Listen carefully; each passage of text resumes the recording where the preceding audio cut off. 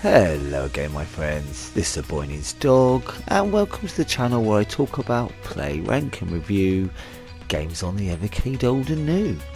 In today's episode we are taking a deeper butchers and ranking of all the games on the 47th Evercade console cart Activision Collection 1, which I guess is good timing as we are getting the sequel in any day now really, innit? Maybe less by the time this video drops, you've probably already got it. There are a stonking 15 titles in this collection, which is great, but they are mostly all the quick play type, so with the collections like these, it all rests on how easy the games are to get into, and if there is enough about them to make you want to jump back in over and over. Always remember with ranking, it's just my personal opinion, and sometimes the ones I prefer aren't technically the better ones, it's just taste in it, or lack thereof. I'll let you decide that. So what game do you think will be hanging around the bottom of the list, and which titles climb to the top? Let's find out.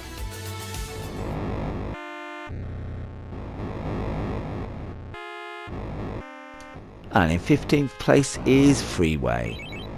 Freeway is an action game designed by David Crane and originally released for console in 1981. Bless the Chocobo game. Yes, I know it's not a Chocobo, but it looks like one on the front cover of the game. There's just nothing much to this. In multiplayer there's a bit of fun. I think the biggest issue is you can't move left or right, only forward and back. And although there are difficulty levels which you can apply independently to player 1 or 2, like most games on this collection, and I appreciate that, the difficulty here affects if you get knocked back one line when hit or go back to the start each time. Also pressing select on the title screen cycles you through various freeways that all look the same but have different vehicle types, different vehicle speeds and different times of the day. There are 8 to cycle through.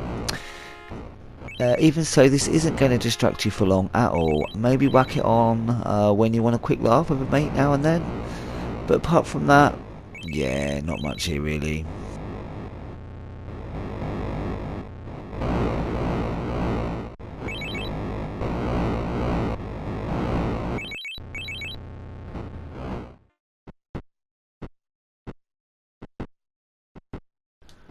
And in 14th place is Tennis. Tennis is a 1-to-2 simultaneous play sports game designed by Alan Miller and originally released for console in 1981. Now, if there is a sports game I'll give a go at, apart from golf, it's a tennis game. And although this game looks a lot like Atari's Real Sports Tennis, which I bloody love, it just isn't. It's nowhere near as good or fun in my opinion. So though it originally held my interest, it didn't for long, sadly. Sorry, Tennis.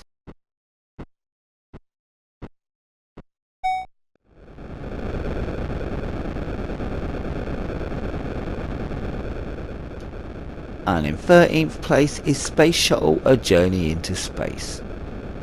A single player simulation game designed by Steve Kitchen and released for consoles in 1983. It is the 101st shuttle mission of the Space Transportation System and you are at the helm of the Space Shuttle Discovery.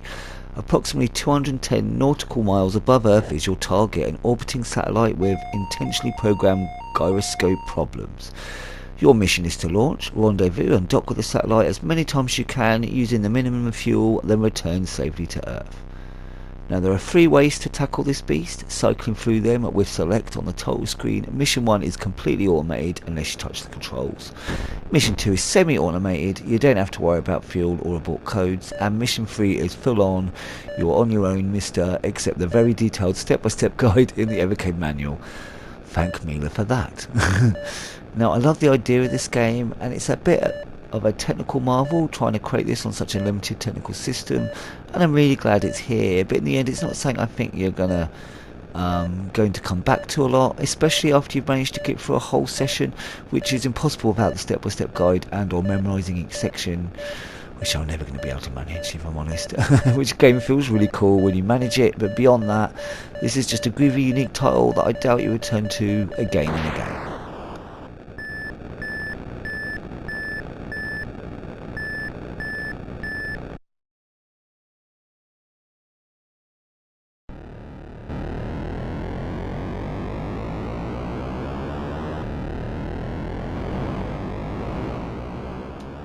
And in 12th place is Grand Prix.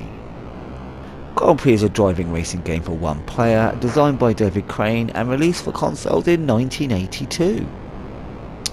Now there isn't much to this game, it must be said, which is why it's so far down the list, but there is still fun to be had. If I could stop crashing into the blooming cars, if I could pick up any speed at all. The different levels merely stretch the route and add more of what they call bridges, which just means the road narrows for a section. So make sure you keep to the middle. There is always signs just before it appears, so when you notice them, you'll know when they are coming. As this is only one player, it really relies solely on the need to get better without any specific goals, although in the instruction book there are qualifying in record times to try and beat, so there is that. I've come back to the title a few times to begin with to try and improve, but I must admit this is one of those ones I haven't really gone back to anymore. There are far too many other addictive titles on here for this to grab my attention.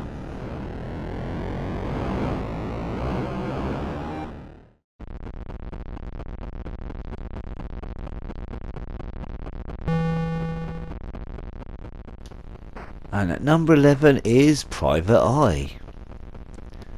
Private Eye is a single-player action game designed by Bob Whitehead and released for console in 1984. The great French Private Eye Pierre Touchet, I love that name, has been summoned to capture the criminal ringleader Henry Lefiend and turn him over to the police. The game is broken down into 5 cases, with the 5th being an epic collection of the first 4 all in one and covering the biggest area with 248 city blocks. But you do get 20 minutes to do it, whereas for example case 1 needing only to find a gun and money over 32 blocks and in only 3 minutes, which is actually quite tight even when you know exactly where to go. This is another game that I love the idea of. I think visually it does well with the tech it was meant for, with nice chunky graphics. The controls also are functional enough, and the game loop's simple enough to be easy to understand and get into, but with a bit more complexity to some of the other titles on here. I was quite entertained to begin with this title. I had fun playing through the first couple of cases. Though with the tight time it really is trial and error the first few attempts, making sure you know exactly where to go so you can do it all in the 3 minutes. It's a little frustrating that you drop the item and have to go back and look for it if you get hit, but sometimes it could simply be a screen away, and without that the game may be too simple, especially on the early cases. The higher cases have a much bigger game area to search, and the final case is an epic battle where you have to do all the previous cases in one go, but with a huge chunk of time, and knowing the exact quickest route you may be fine getting through. Me, not so much. I can't lie, I got a bit bored with this, even though I appreciated what it was, and I doubt I'd return to it much now, though given time you never know. But I have so much more fun with the remaining titles.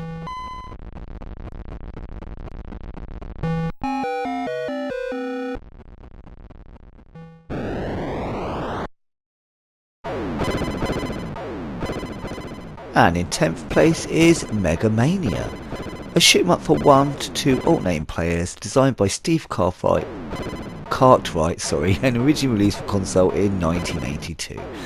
If you think Mega Mania is just another space game, you're dreaming, and that dream will become a nightmare, a space nightmare. So prepare yourself for one of the most unreal experiences you'll ever encounter. Well, that's a little over dramatic, isn't it? The only real difference is instead of aliens you are fighting against such things as hamburgers, cookies, bugs, bow ties, because bow ties are cool, and space dice. Not that you can always tell. What's quite cool is each wave feels different from the last. The enemies could be moving continuously left to right around a wraparound screen, or moving diagonally down, so you have to avoid as much as shoot. Apart from that, it's not much different from any other single screen shooters, but that is enough to push it into the top 10 for me.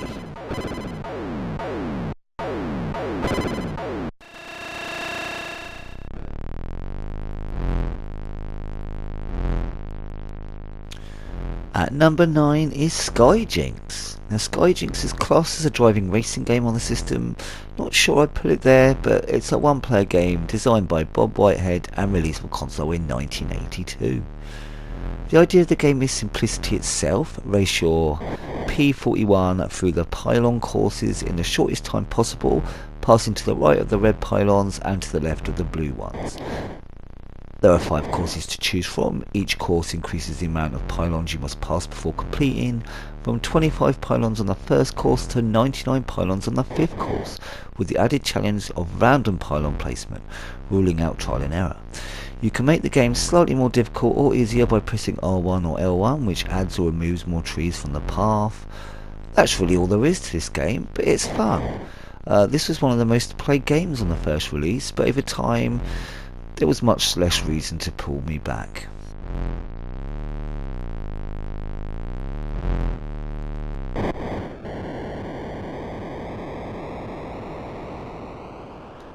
And at number 8 is Star Master, a one-player simulation game designed by Alan Miller and released for console in 1982. Now visually it seems very similar to that game that I've forgotten the name of, and I should have written it down, and I'm sorry, but you know which one I mean, didn't you? But it's actually much simpler than that. You still get the cool map where you can choose where to go to, and you get a cool warp effect, complete with asteroids to try and shoot or avoid. Be aware you only have a set amount of energy for shots and warping to locations until you refill at a station. So don't go shooting willy-nilly, try to make each shot count. You know what I'm saying? The further away from you on the map you choose to go to, the more energy you also use for obvious reasons. Yes, you do get space stations you can go and fill your energy up to, or fix anything. Enemies appear as dots on the map, so you might on the grid square see 1, 2 or 3 dots, fly there, kill them if your energy gets low or part of your ship gets destroyed.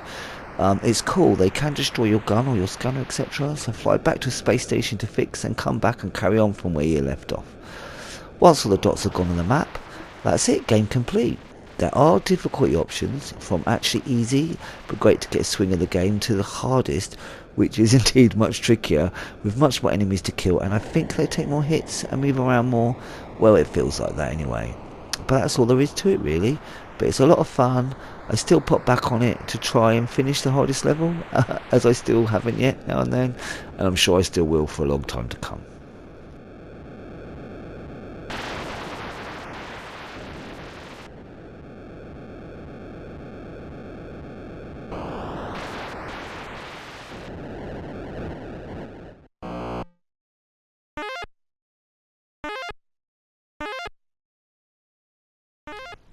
And in 7th place is Pitfall, a one-player platform game designed by David Crane and released for console in 1982.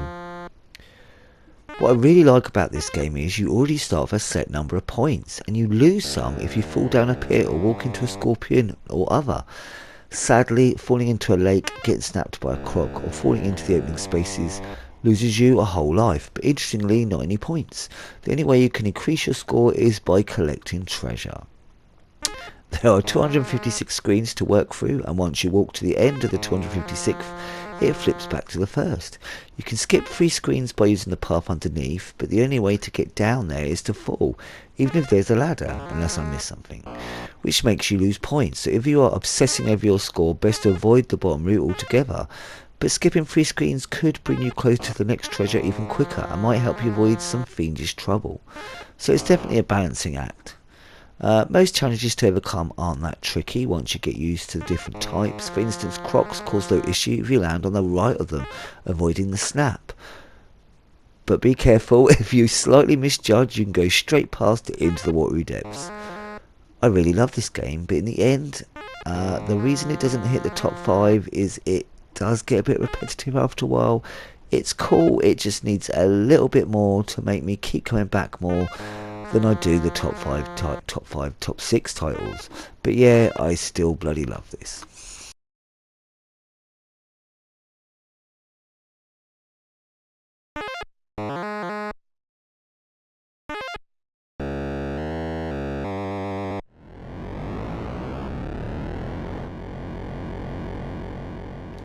And in 6th place is Enduro, I think that's how you pronounce it.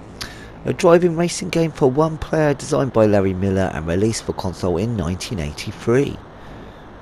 Now I got really hooked on this little racer.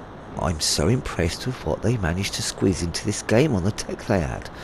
We have a night to day cycle, we have fog, snow and ice. It's blooming awesome. The game itself of course is pretty simple, and it's all down to risk and reward, as the faster you go the more likely you are to crash. Though strangely it's a bit easier at night to tell if the other cars are in the middle of the lane or either side by the colour of their tail lights. Basically you have until morning to pass all the other cars. There is a countdown, so you can always see how many more you need to pass, and after the first round the amount you need to pass shoots up. So you may think it's easy to begin with, but it soon becomes very tricky. I'm so impressed with this little title. Just wonderful, wonderful stuff.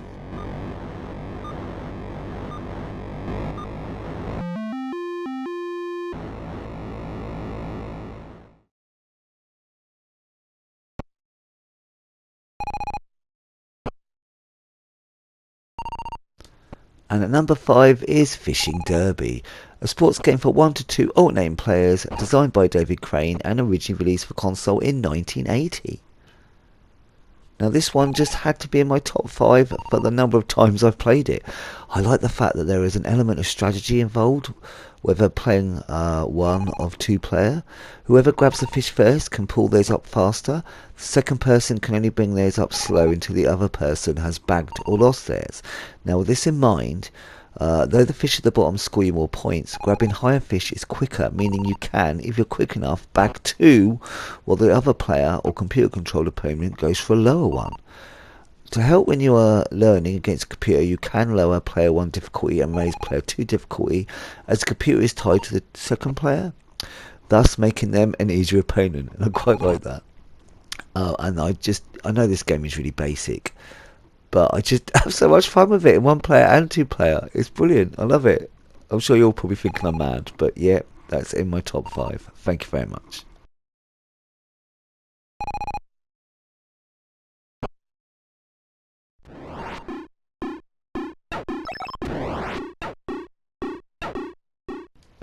And at number 4 is Demon Attack, a shoot 'em up for 1 to 2 alt-name players, designed by Rob Fulop and released for console in 1982.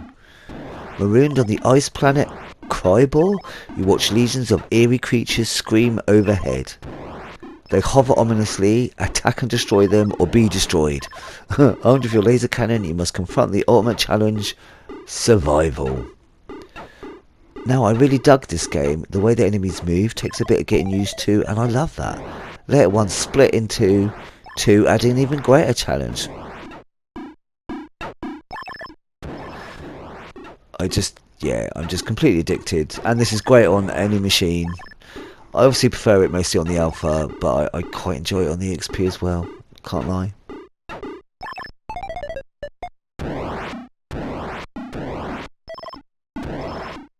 And in 3rd place is River Raid, a vertical scrolling shoot 'em up for 1 to 2 alt-name players, designed by Carol Shaw and released for console in 1982.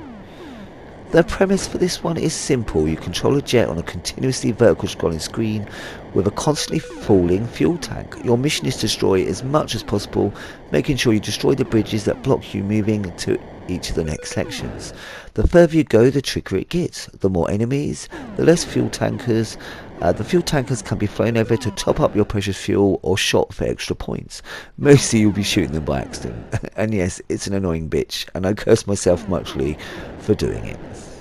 And that's all there is to it really. It starts off with slow boats, but as time goes on you get jets kamikazing you, helicopters getting in the way, etc. This is such a simple to play, great little game, really addictive. I forget every time I stick it on and go after go. An hour has passed once more. Not much more to say really, just great fun. And in 2nd place is Crackpots. You probably think I'm Crackpot for Premiere, innit? An action game for 1 to 2 alt-name players, designed by Dan Kitchen and originally released for console in 1983. We're infested. A bug barrage is swarming out of the sewers, chomping away every building in town. Entire neighbourhoods are now nothing but crumbs. Oh, crumbs.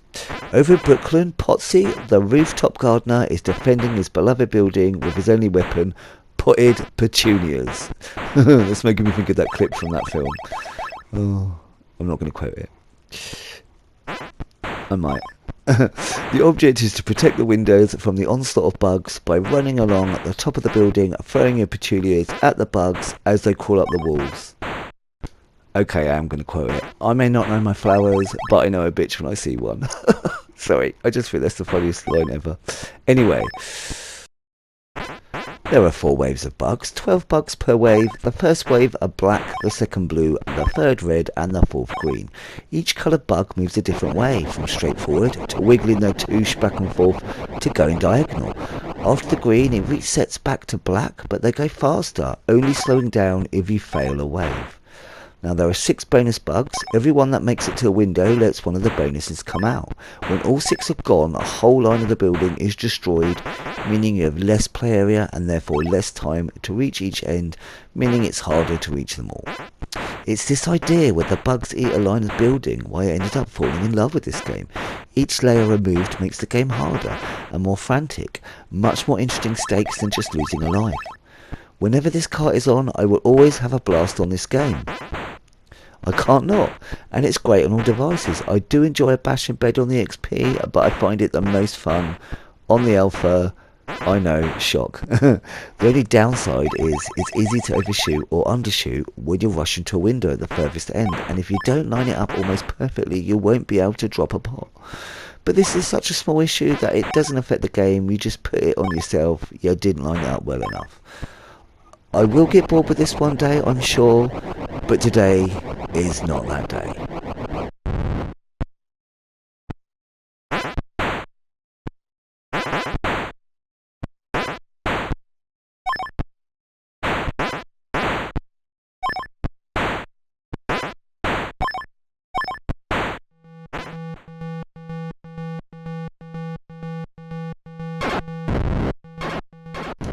And in first place, well, it has to be, innit? It's Beam Rider. A shoot 'em up for one player, designed by David Rolfe and originally released for console in 1983. The Restrictor Shield, 99 sectors deep, now surrounds the Earth. You are the Beam Rider on a mission to clear the shield. You must demolish an onslaught of alien frights as you dodge from beam to beam. Sector after sector, the deluge deepens. Now each sector you face off against 15 enemy sources. As you shoot them down, the countdown lowers, which helps you to know how long you got until the end of stage. Sector Sentinel shows up. The Sector Sentinel is a sort of boss, except all they really do is fly across the top of the screen. They aren't there for long, and you can only destroy them with a torpedo. The trick is you only get 3 torpedoes per sector, and the level will throw crap at you the moment the Sentinel appears, trying to waste those precious torpedoes. So timing is key, and a bit of lefty-righty shooty action too. But even if you miss the Sector Sentinel, you still move on to the next stage, but you miss out on a huge score bonus for every remaining life you have. So make sure you grab every extra life as it pops up. That's the secret to a massive score. Each stage they add elements to make it trickier, and that's kind of it. I love the look of this game, the way the ship moves from beam to beam instead of being freeform. It makes for fun, twitchy, lefty-righty play. I love the way a lot of these game score systems work. It makes you want to perfect each stage rather than just get through. It's a glorious time. Again, I loved playing this on the Alpha a lot, and along with Crackpot is my go-to first if the cart is in, and it's my overall favourite game on this collection.